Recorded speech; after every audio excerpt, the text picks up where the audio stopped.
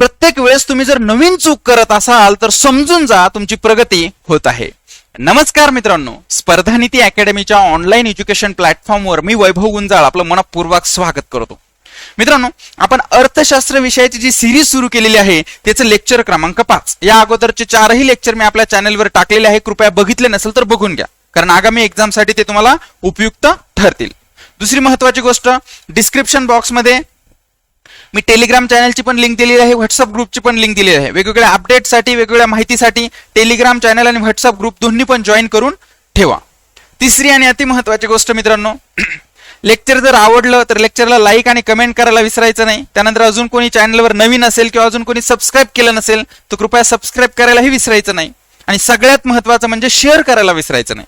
मी जे तुमच्यापर्यंत देतोय की तुम्हाला जे देतोय ते दुसऱ्यांपर्यंतही पोहोचा, त्यांनाही त्याचा फायदा होऊ द्या. आलं लक्षात? असं म्हणतात ना, देणाऱ्यानं देत जावे, घेणाऱ्यानं घेत जावे, घेता घेता घेणाऱ्यानं देणाऱ्याचे हातही घ्यावेत. आलं लक्षात? मला काय म्हणायचं तुम्हाला कळलं असेल. त्यामुळे मित्रांना शेअर करायला विसरत जाऊ नका. ओके, आता मित्रांनो, लेक्चर सुरू करण्या अगोदर 2 महत्वाच्या गोष्टीवर बोलतो. पहिली महत्वाची गोष्ट, मुलांची डिमांड आहे, सर युट्यूबवर रेग्युलर लेक्चर घ्या. आता थोडंसं याबद्दल बोलतो. बघा मित्रांनो, माझा खूप जास्त वेळ हा ऍपवर लेक्चर घेण्यामध्ये जातो. तरी पण 2 दिवस थांबा. दिवाळीनंतर माझा पूर्ण प्रयत्न असेल की युट्यूबवर रेग्युलर तुम्हाला काही ना काही द्यायचं. लक्षात? दिवाळीनंतर तुमची मागणी केलेली आहे, दिवाळीनंतर त्याचाही मी अगदी व्यवस्थित विचार करतोय, त्याबद्दल निश्चिंत राहा. दुसरी महत्वाची मुलांची मागणी आहे, सर अर्थशास्त्राच्या बॅच मध्ये डिस्काउंट द्या. फोन येत आहे, मेसेज येत आहे, वगैरे वगैरे वगैरे. ओके, आता मित्रांनो, मला तुम्हाला सांगायचंय, जी अर्थशास्त्राची बॅच मी तुम्हाला अवेलेबल करून दिली ना, ही अगदी मुद्दामच माफक फीज मध्ये अवेलेबल करून दिलेली आहे. मी तुम्हाला सांगतो, ज्यावेळेस तुम्ही बॅच पूर्ण बघताल ना, त्यावेळेस तुम्हाला ही फीज क्षुल्लक वाटेल. तुम्ही म्हणता, सर तुम्ही इतकं काहीतरी दिलंय आणि इतक्या कमी फीज मध्ये थँक्यू. किंवा तुम्ही बॅच घेतल्यानंतर 2-4 चॅप्टर बघत ज्यावेळेस पुढे जाताल ना, तुम्ही स्वतःहून मला थँक्यू म्हणताल, थँक्यू सर, तुम्ही इतकं छान कंटेंट, छान गोष्टी इतक्या सुंदररित्या आम्हाला उपलब्ध करून दिल्यात. प्रयत्न तर करा, सुरू तर करा, नंतर काय होईल ते बघूयात आपण. पण मला पूर्ण विश्वास आहे, तुम्हाला मी इतकं ऑन रेकॉर्ड, इतकं कॉन्फिडेंटली काही गोष्टी बोलतोय ना, मला माहिती आहे ना, जे मी देणार आहे त्यात मला कसलाच संदेह नाहीये. आलं लक्षात? त्यामुळे बिनधास्तपणे जॉईन करा, कंटिन्यू करा. तुम्हाला हे क्षुल्लक वाटतील या गोष्टी ज्यावेळेस तुम्ही पूर्ण बॅच बघताल त्यावेळेस. खूप सुंदररित्या खूप सगळ्या गोष्टी दिलेल्या आहेत मी. आलं लक्षात? ओके, चाल. आता आपण याचा जास्त वेळ घेणार नाही आपला, सरळ आपण आपल्या लेक्चरला आता सुरुवात करूयात. बघा मित्रांनो, आजच्या लेक्चरचा आपला पहिला प्रश्न आहे. बघा, लक्ष द्या इकडे व्यवस्थित, खूप महत्वाचं आहे. खूप डिटेल अनालिसिस मी प्रत्येक प्रश्नाचं देणार आहे, त्यामुळे व्यवस्थित सगळ्या गोष्टी बघा.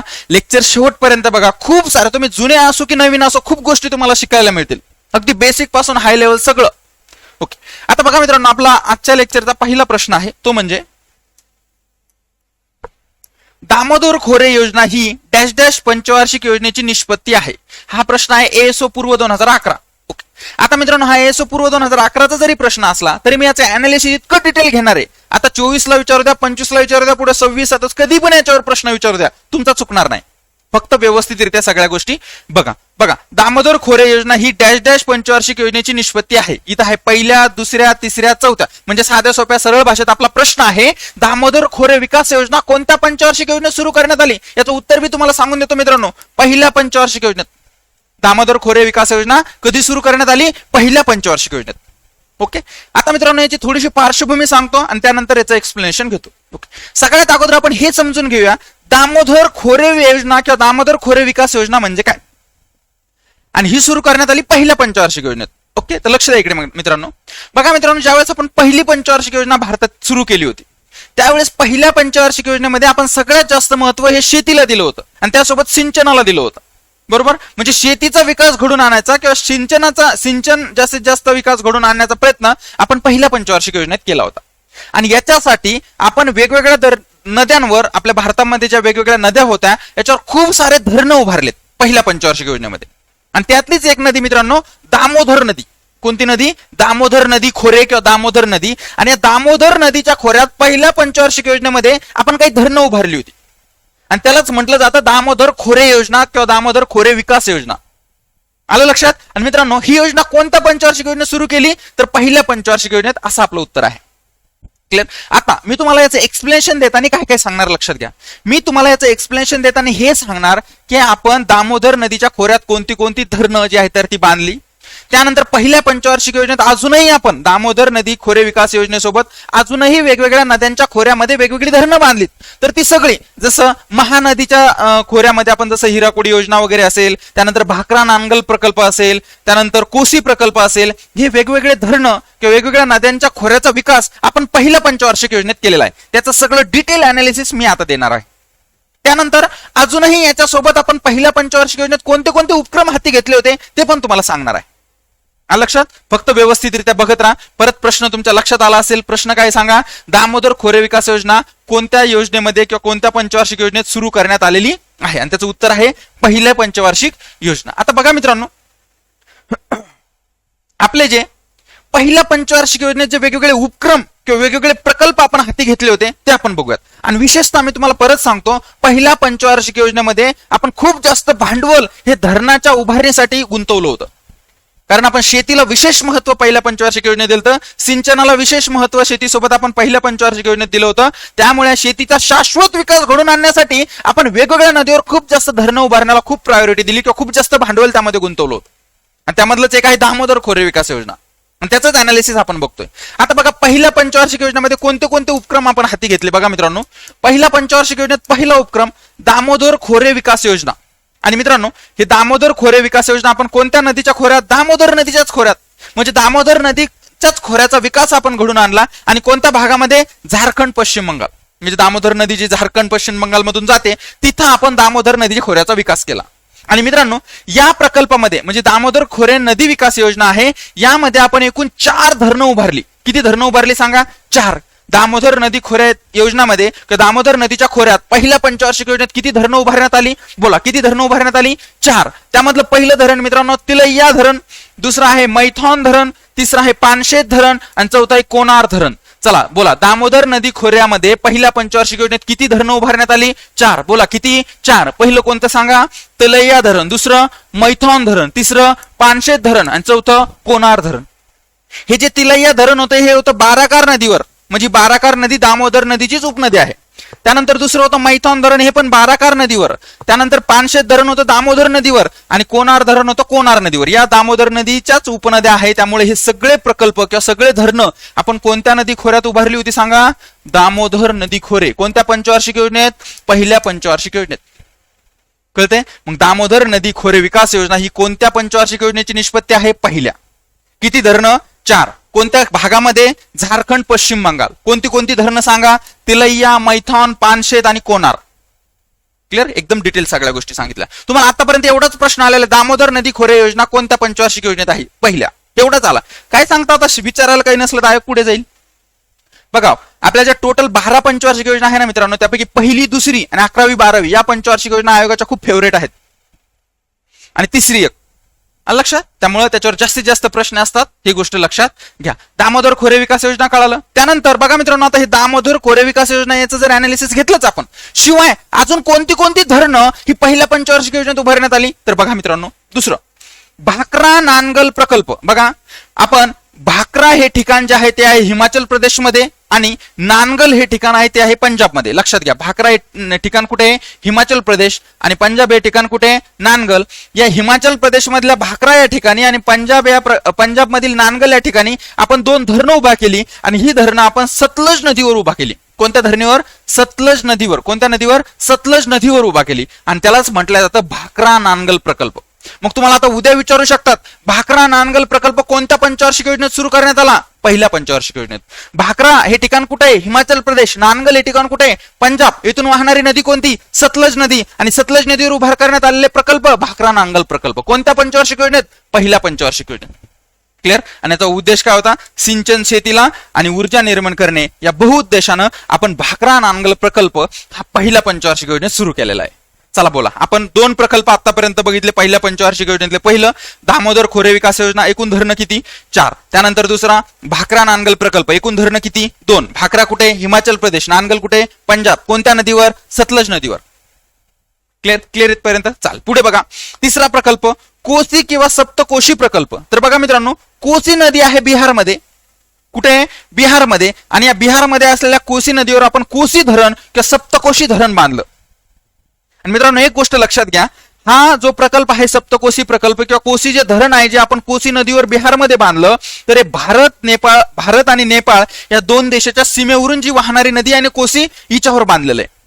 आणि मित्रांनो, हे कोसी जो प्रकल्प आहे किंवा कोसी धरण जे आहे, आपण कोसी नदीवर जे कोसी प्रकल्प किंवा कोसी धरण उभारलं, तर मित्रांनो हे धरण भारत आणि नेपाळ या दोन देशामध्ये करार होऊन 4 टप्प्यामध्ये उभारण्यात आलेलं आहे.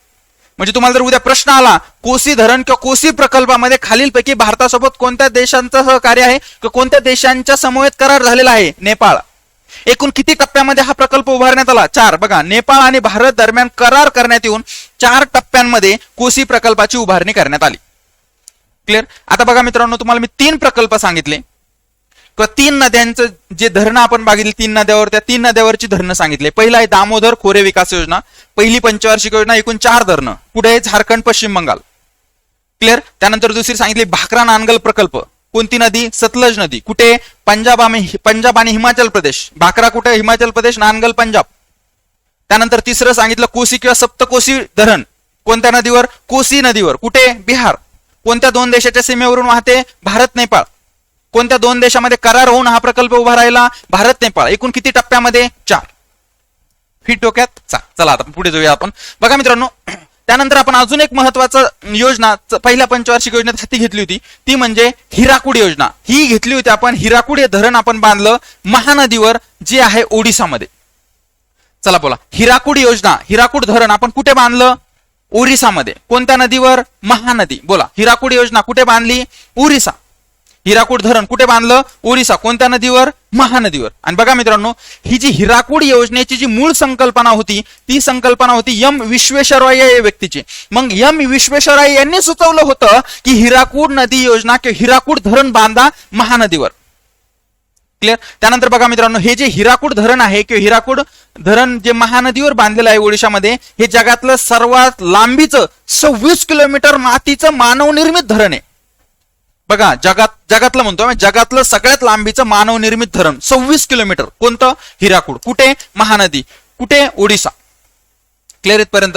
त्यानंतर बघा मित्रांनो, इथं आता हे वाक्य वाचतो मी, लक्षात घ्या. वरील सर्व बहुउद्देशीय प्रकल्पाची आखणी अमेरिकेच्या टेनेसी खोरे प्रकल्पाच्या आराखड्यावर करण्यात आली होती. आता वरील सर्व बहुउद्देशीय प्रकल्प म्हणजे कोणते? पहिलं सांगा रे, आपण काय बघितलं? दामोदर खोरे विकास योजना. त्याच्यानंतर दुसरा प्रकल्प कोणता सांगा? भाकरा नानगल प्रकल्प. तिसरा सांगा कोणता? कोसी प्रकल्प किंवा सप्तकोशी प्रकल्प.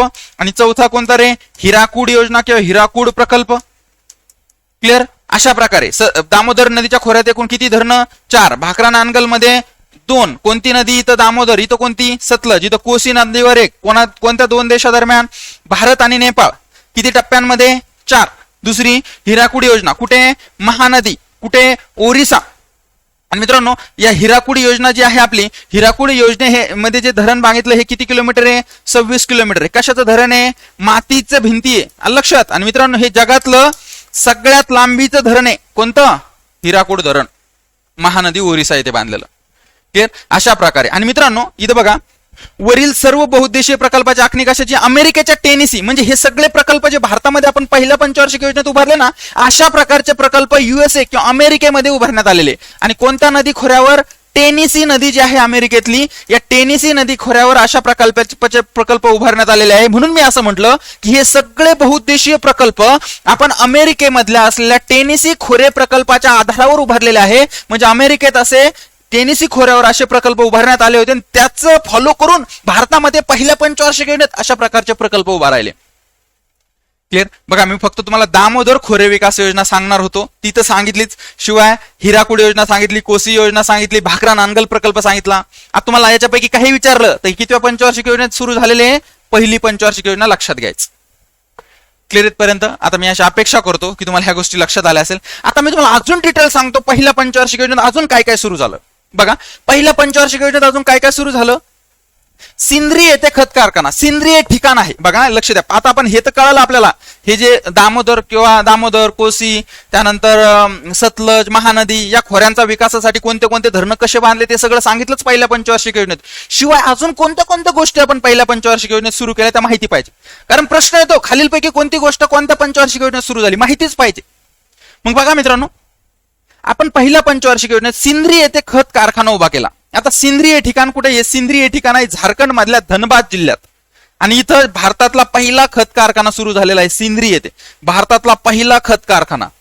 या पहिल्या पंचवार्षिक योजनेत सुरू झालेल्या भारताच्या पहिल्या खत कारखान्याची पुनर्रचना झाली 1971 ला, आणि 2002 पासून हा बंद पडलेला आहे.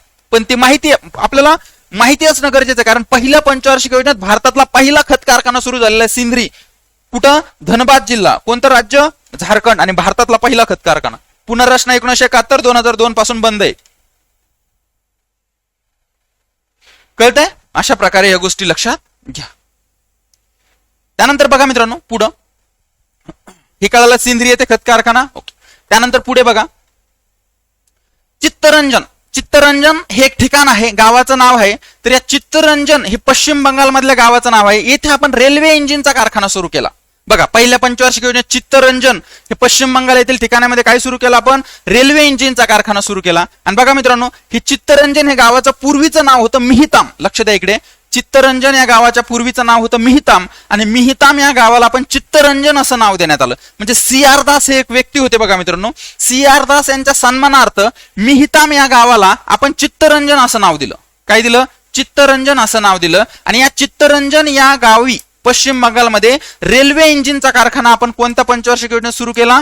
पहिल्या पंचवार्षिक योजनेत. आणि मित्रांनो, येथे तयार झालेलं पहिलं इंजिन म्हणजे चित्तरंजन, जे पूर्वीचं मिहिताम होतं, येथे तयार झालेलं पहिलं इंजिन CR दास यांना अर्पण करण्यात आलं. चित्तरंजन दास यांना अर्पण करण्यात आलं. म्हणजे चित्तरंजन दास यांच्या सन्मानार्थ आपण मिहिताम या गावाला चित्तरंजन नाव दिलं, आणि चित्तरंजन येथे पश्चिम बंगालमध्ये जे आहे तिथे रेल्वे इंजिनचा कारखाना सुरू केला. आणि येथे जे रेल्वेचं पहिलं इंजिन सुरू झालं ते CR दास यांना अर्पण केलं. लक्षात. मग पहिल्या पंचवार्षिक योजनेत चित्तरंजन येथे रेल्वे इंजिनचा कारखाना, हे पण लक्षात ठेवा. त्यानंतर आपण पहिल्या पंचवार्षिक योजनेत आपण काय केलं? पेरांबूर हे तामिळनाडू मधलं ठिकाण आहे. पेरांबूर येथे रेल्वे डब्यांचा कारखाना सुरू केला. मग पेरांबूर हे तामिळनाडूमध्ये चेन्नई जवळ असलेलं ठिकाण आहे. तिथं आपण इंटेग्रल कोच फॅक्टरी सुरू केली, म्हणजे रेल्वे डब्यांचा कारखाना सुरू केला. कुठे? पेरांबूर, तामिळनाडू. कितव्या पंचवार्षिक योजनेत? पहिल्या. लक्षात ठेवा. दुसरं, आपण पहिल्या पंचवार्षिक योजनेत HMT कंपनी उभारली. ऐकलं असेल तुम्ही, HMT ट्रॅक्टर, HMT घड्याळ, ऐकलं का? मग HMT कंपनी बंगलोर येथे आपण उभारली होती पहिल्या पंचवार्षिक योजनेत. गेला म्हटलं जातं HMT हिंदुस्तान मशीन टूल्स ही सार्वजनिक क्षेत्रातली कंपनी ट्रॅक्टर आणि वॉच निर्माण करत होती. जुने ट्रॅक्टर बघितले असेल तुम्ही, HMT ट्रॅक्टर, ती या कंपनीची. आणि ही कंपनी पहिल्या पंचवार्षिक योजनेत सुरू झालेली गव्हर्नमेंट कंपनी आहे किंवा सार्वजनिक क्षेत्रातली कंपनी आहे. आलं लक्षात? चला बोला, काय काय सांगितलं मी तुम्हाला पहिल्या पंचवार्षिक योजनेत? काय काय सांगितलं? पहिलं, दामोदर खोरे विकास योजना क्लिअर सांगितलं. त्यानंतर भाकरा नांगल प्रकल्प, कोसी प्रकल्प, महानदी मधला हिराकूड प्रकल्प डिटेल. त्यानंतर सिंद्री येथे खत कारखाना सांगितला. त्यानंतर चित्तरंजन येथे सिंधी येथे खत कारखाना. त्यानंतर चित्तरंजन येथे रेल्वे इंजिनचा कारखाना. त्यानंतर पेरांबूर येथे रेल्वे डब्यांचा कारखाना. त्यानंतर HMT कंपनी बेंगलोर येथे सुरू केली. कोणत्या पंचवार्षिक योजनेत? पहिल्या. क्लिअर. त्यानंतर बघा मित्रांनो, अजून पहिल्या पंचवार्षिक योजनेत आपण महत्वाची गोष्ट सुरू केलेली, हिंदुस्तान अँटीबायोटिक्स ही कंपनी सुरू केली. म्हणजे आपल्या पिंपरी किंवा पुणेमध्ये जे पिंपरी आहे, तर इथे आपण हिंदुस्तान अँटीबायोटिक्स ही कंपनी सुरू केली 10 मार्च 1954 ला. कधी? 10 मार्च 1954. आणि बघा मित्रांनो, ही जी हिंदुस्तान अँटीबायोटिक्स कंपनी आहे, तर ही WHO आणि युनिसेफ या जागतिक संस्थांच्या मदतीनं स्वस्त औषधे बनवण्यासाठी, विशेषतः पेनिसिलिन सारख्या औषधे बनवण्यासाठी आपण हिंदुस्तान अँटीबायोटिक्स ही कंपनी सुरू केली. बोला चला, हिंदुस्तान अँटीबायोटिक्स ही कंपनी कुठे सुरू झाली? पिंपरी पुणे. कधी? पहिली पंचवार्षिक योजना 10 मार्च 1954. कुणाच्या मदतीनं? WHO आणि युनिसेफ या संस्थांच्या मदतीनं आपण ही अँटीबायोटिक्स कंपनी उभारली होती. आणि कोणत्या प्रकारचे अँटीबायोटिक्स तयार करण्यासाठी? पेनिसिलिन सारखे, विशेषतः पेनिसिलिन सारखे अँटीबायोटिक्स तयार करण्यासाठी ही हिंदुस्तान अँटीबायोटिक्स कंपनी उभारली. जे स्वस्त औषधे जे आहेत तर ते तयार करण्यासाठी हिंदुस्तान अँटीबायोटिक्स कंपनी उभारली. कधी? 10 मार्च 1954 पहिल्या पंचवार्षिक योजनेत. कुणाच्या मदतीनं? WHO आणि दुसरी युनिसेफ. यांच्याबद्दल थोडक्यात सांगतो, आयोग प्रश्न विचारतं. WHO म्हणजे काय मित्रांनो सांगा? World health organisation. WHO ची स्थापना कधी मित्रांनो? 7 एप्रिल 1948. WHO मुख्यालय कुठे?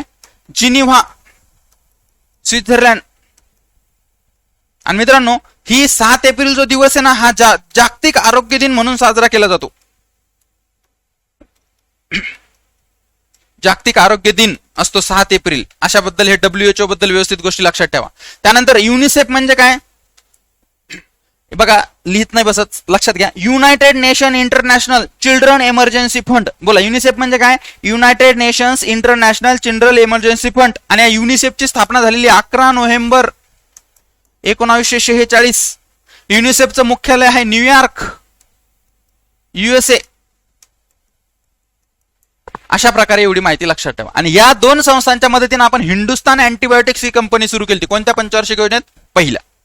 क्लिअर. आता मी तुम्हाला फास्ट मध्ये थोडंसं पहिल्या पंचवार्षिक योजनेत जेवढ्या घटना झाल्या त्या सांगितल्यात. म्हणजे खूप सारं आहे अजून, पण जे आपल्या प्रश्नाशी रिलेटेड होतं त्या गोष्टी मी तुम्हाला सांगितल्या. ह्या प्रॉपर लक्षात ठेवा.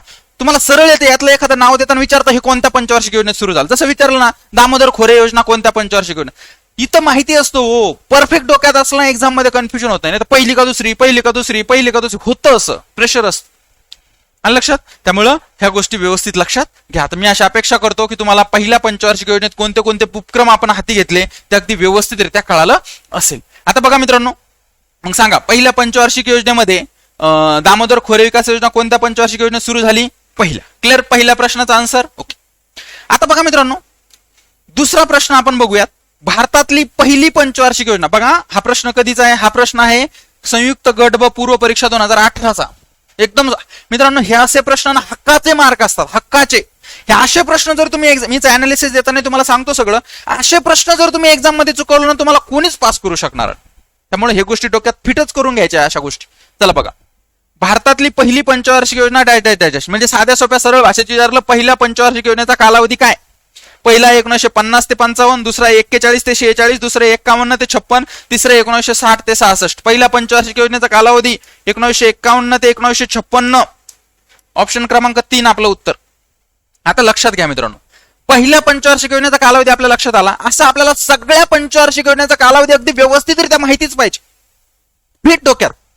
हा लक्षात. आता मी तुम्हाला थोडक्यात सांगतो, आपल्या टोटल आपण एकूण किती पंचवार्षिक योजना राबवल्या? 12. त्याच्यानंतर आपण कोणतीच पंचवार्षिक योजना राबवली नाही, कारण आता नियोजन आयोगच नाही पंचवार्षिक योजना राबवायला. आता नीती आयोग आहे.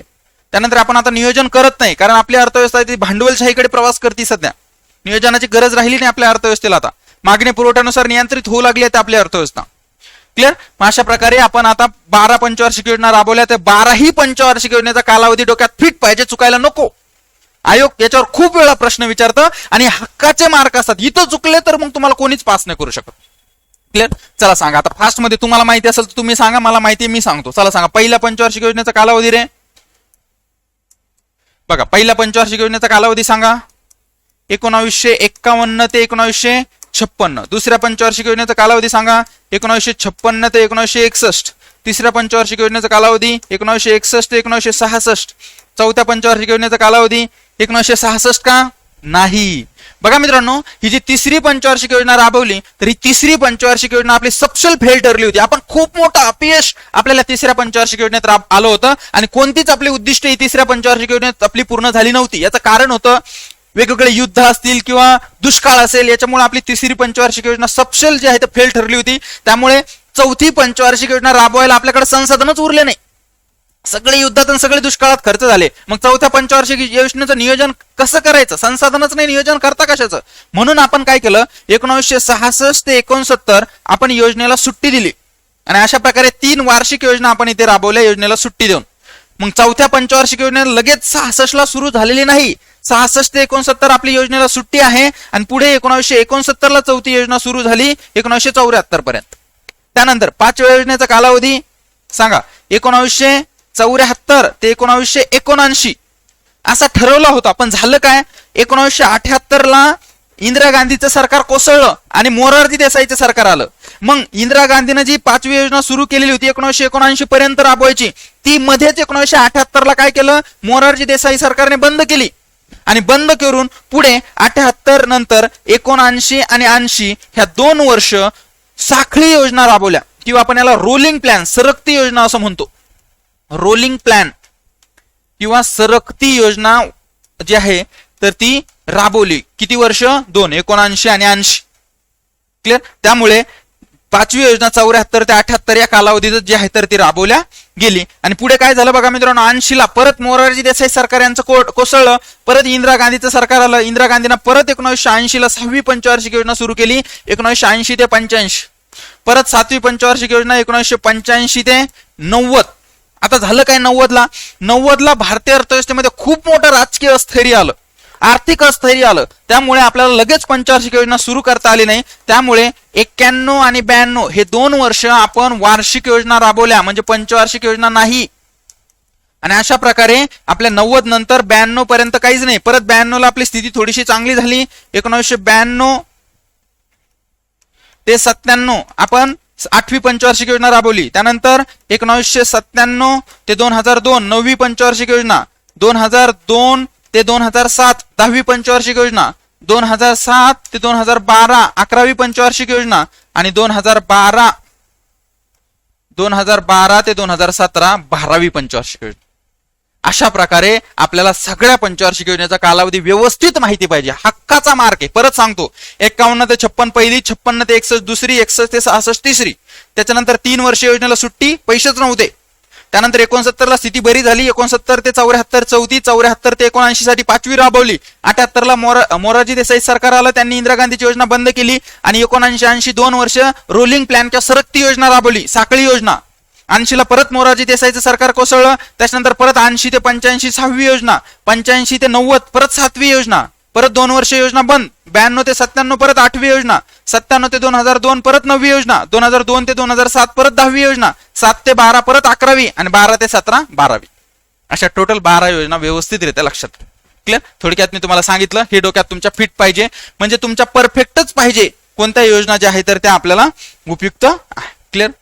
आता मी तुम्हाला कमीत कमी वेळेत जास्तीत जास्त गोष्टी देण्याचा प्रयत्न केलेला आहे, थोडं फास्ट कशा, पण ह्या फॅक्च्युअल डेटा आहे, यात काही कॉन्सेप्ट नव्हती, त्यामुळे मी जास्त वेळ कशावर घातला नाही. तुम्हाला फिक्स डोक्यात पाहिजे कोणत्या योजना, कोणत्या गोष्टी कोणत्या योजनांमध्ये सुरू झाल्या. सरळ प्रश्न असतो, आयोगाचे फेवरेट प्रश्न आहे ते. लक्षात? आता मी अशी अपेक्षा करतो की तुम्हाला पहिल्या पंचवार्षिक योजनेत जे आपण वेगवेगळे प्रकल्प हाती घेतले ते व्यवस्थित समजले असेल आणि सगळ्या पंचवार्षिक योजनेचा कालावधी पण व्यवस्थित समजला असेल. Short but sweet. लक्षात? आता आपण इथेच थांबूयात, भेटूयात आपल्या पुढच्या लेक्चरमध्ये. चलो, थँक्यू सो मच.